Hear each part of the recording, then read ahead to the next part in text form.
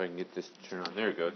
We've got our first bit of notes for Newton's laws. Last time we were here, we kind of went over the laws that we're going to talk about and did some of the vocab associated with them. Today we're going to focus specifically on Newton's first law, which is the law of inertia, which is why our question is like it is today. It's all about inertia. So that's the plan we've got for today.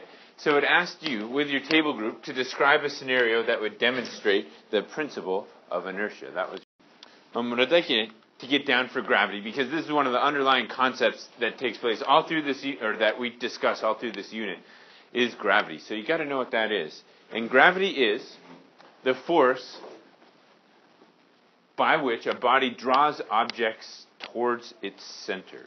That's the definition for it, and that's from the NASA website, just in case you were wondering. So it doesn't mention anything about size in there, or where this stuff is, or how you see it, or anything like that. But do you have gravity? Yes. You do. So you're drawing stuff towards your center right now? Yes. No, we don't have gravity. We're not a big enough mass to have gravity. Luke, can you explain a little bit? We have gravity, it's like so small it's not noticeable. Okay. So that's true. If we had no gravity, we could not be attracted to Earth. We would not be like anchored here on Earth. We do have gravity. We don't have enough to make things orbit us. So like you do not attract, like bananas and stuff don't like orbit around you. If you've ever seen that episode of The Simpsons where Homer gets so fat stuff starts orbiting him, that can't really happen. We don't get that kind of mass. We're talking like the mass it takes to be the size of a planet or a moon, right? So gravity is a force, and it's the force that pulls an object towards the center of another object. So right now, no matter where you're at on Earth, you probably knew this already, but no matter where you're at on Earth, you are pulled towards the center of it. Whether you're on North America, you're pulled toward the core. If you're on the other side of the Earth, which is maybe like Australia from here, I should have a globe, you're pulled towards the center of the Earth. So no matter where you are at on Earth, you're pulled towards the center, right? That's why you don't feel like you're upside down if you're at the North Pole or the South Pole. You feel normal, because no matter where you're at, you're pulled towards the center. And gravity is the force that does it. So we can measure gravity.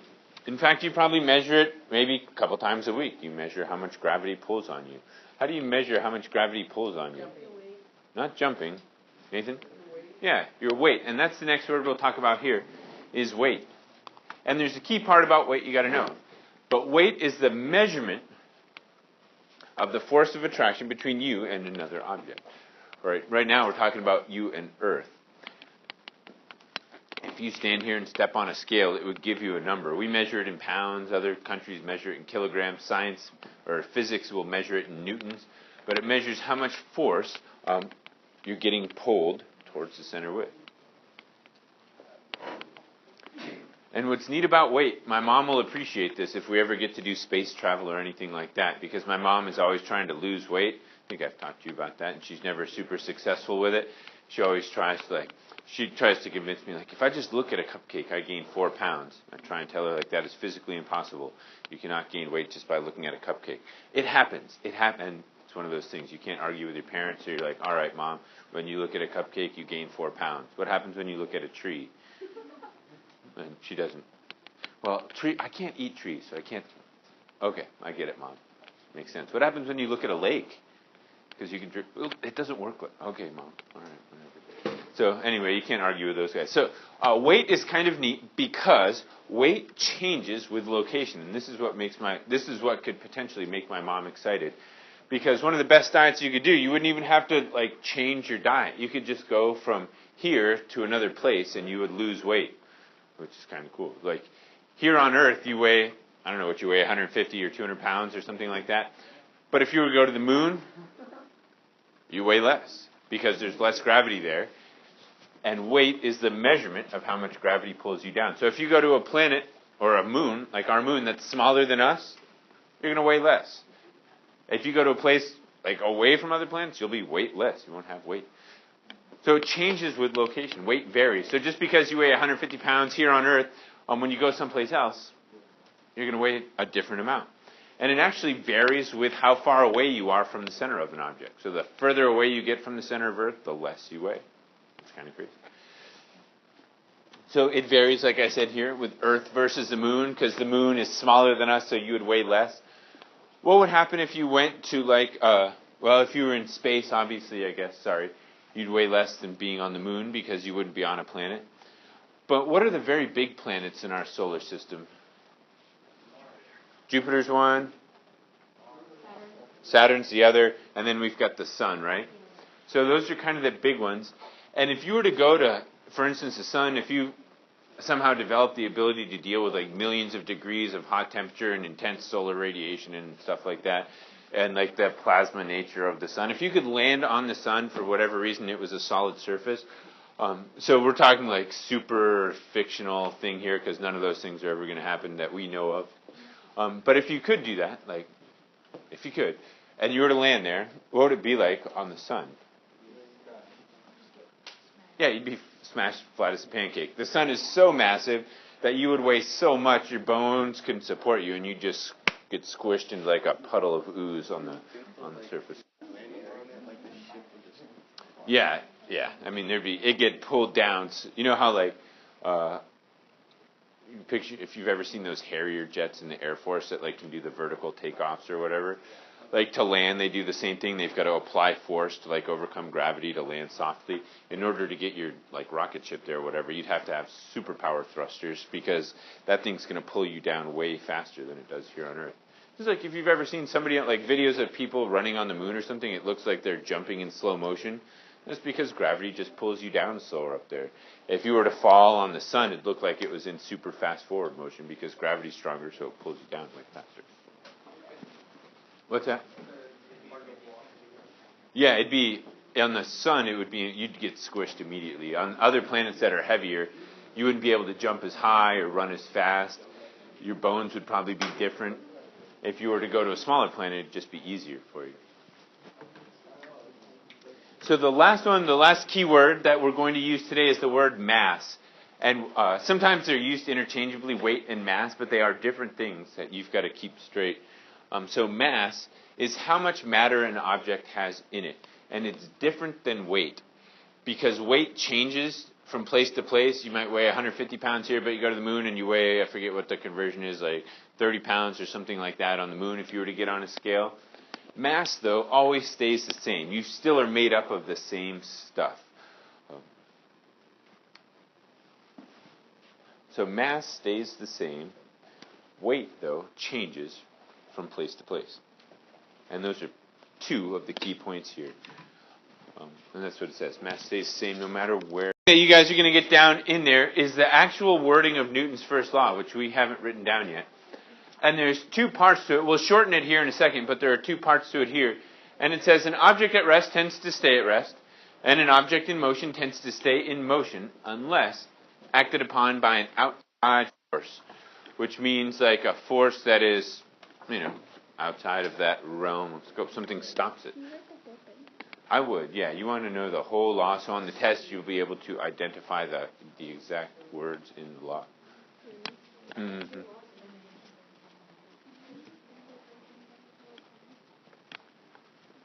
So an object at rest stays at rest. An object in motion stays in motion unless acted upon by another force. And I'll give you an example of this here in just a second.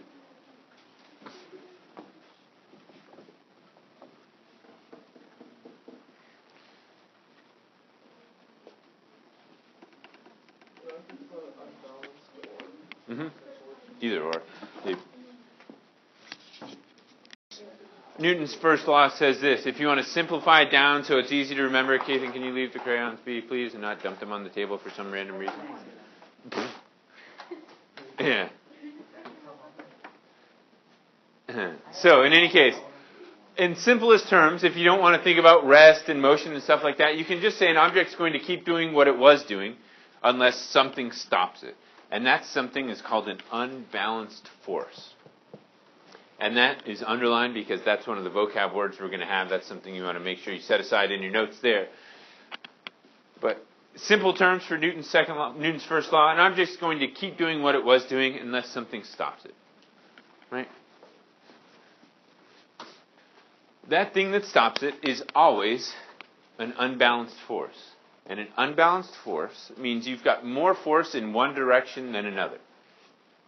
An example would be if, let's see, I don't know, if Gabe and I were playing tug of war or something like that, and I've got little like toothpick arms, and Gabe's got like Dwayne the Rock Johnson arms or whatever, so which is basically what he's got anyway. So we're standing up and we have a tug of war competition or something like that, and he pulls as hard as he can and I pull as hard as I can, and we're kind of like equal to each other. So he's pulling like 50 newtons that way and I'm pulling 50 newtons this way. That's an equal force. So that would result in no motion, right? If he pulls as hard as I do that way and I pull as hard as he does this way, we don't go anywhere. That's called a balanced force. An unbalanced force is if he starts to use his like 24-inch pythons and pull a little harder than I am, then that's an unbalanced force. He's pulling harder in one direction than I am in this direction, so I'm going to move in his direction. An unbalanced force is more force in one direction than in another, and it always results in motion, which is a key point you want to get in your notes. It's not written there, but you want to make sure you get that inside your notes, that an unbalanced force always results in motion.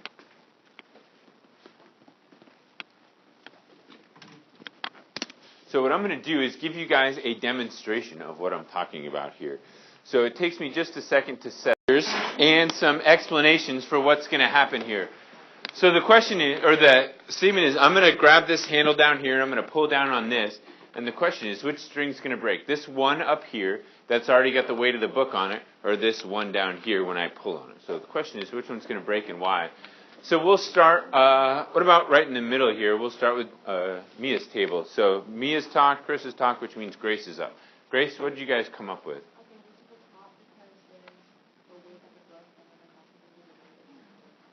Okay, top one because of the weight of the book and the extra weight I'm going to use to push it down.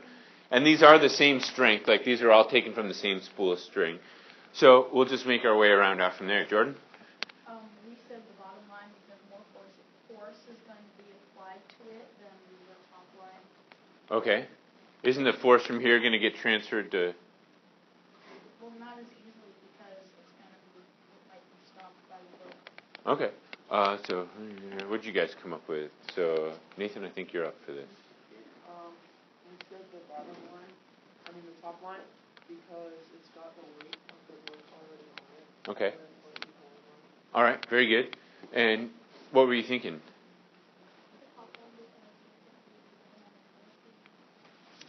All right, what happened and why to go along with it. So I'm going to pull. Yeah, I would duck. This thing's probably going to blow up, right? So I'm actually going to wrap this up here so I don't. No. I'm just going to jerk.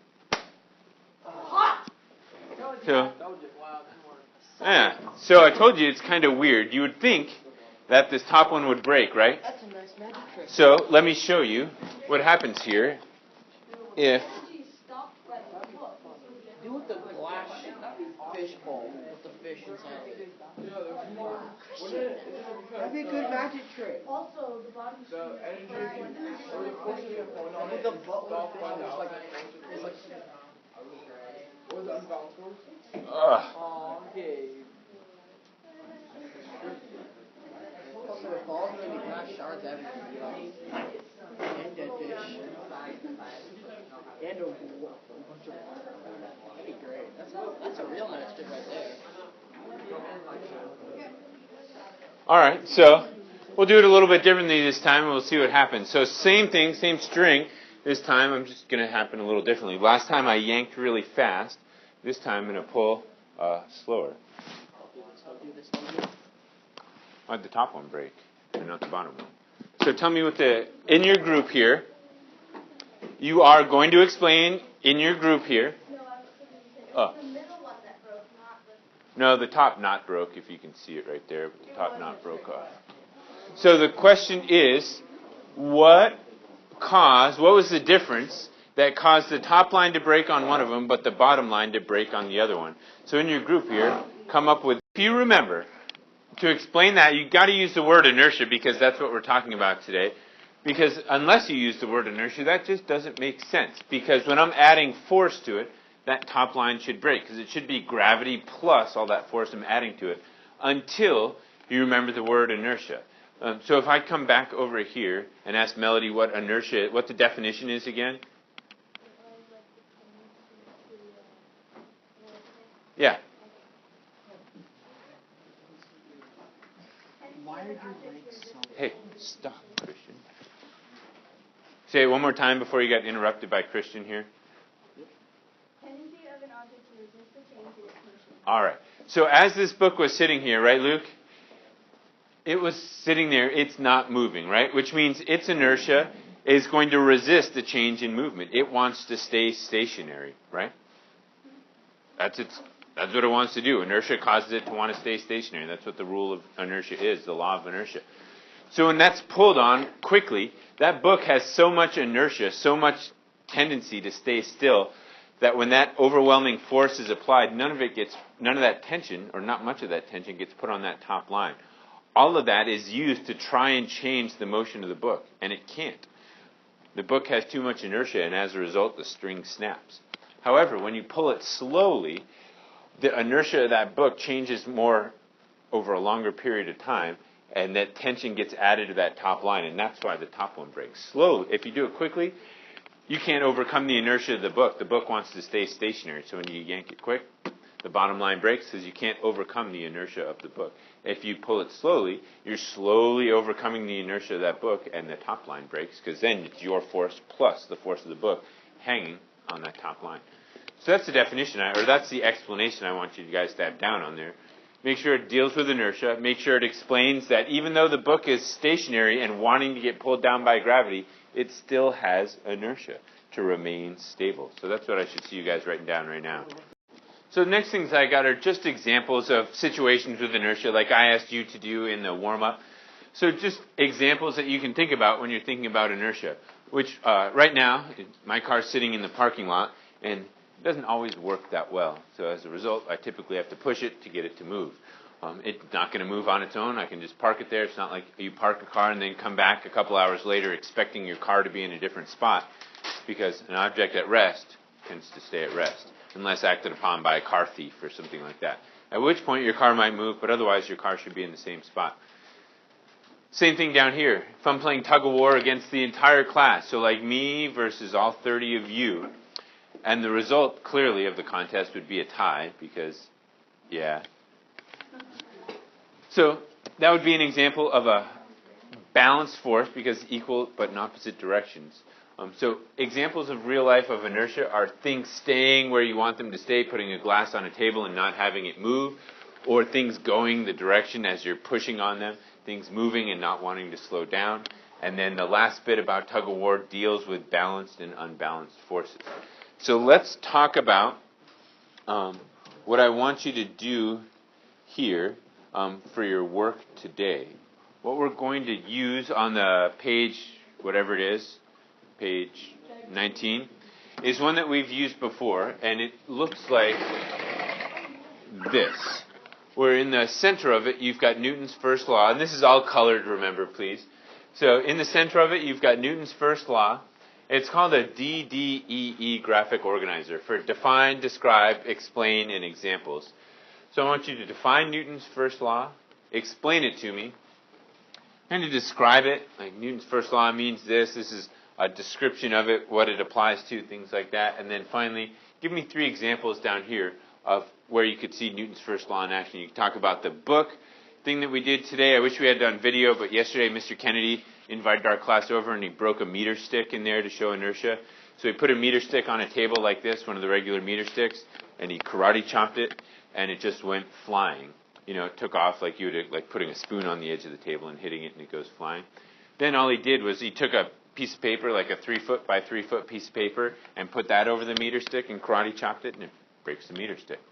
Because that air that sits on top of the paper has a bunch of inertia to it. It doesn't want to move, so it's enough inertia to actually break that meter stick. If we had more meter sticks, I'd show you. But Mr. Kennedy has used up our meter sticks. So examples down here, you could talk about car accidents, you could talk about the groceries going flying, you could talk about any number of things there. But this is your work tonight.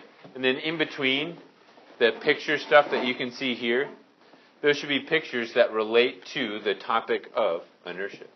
And that's what goes on 19. Everything's got to be in color for it.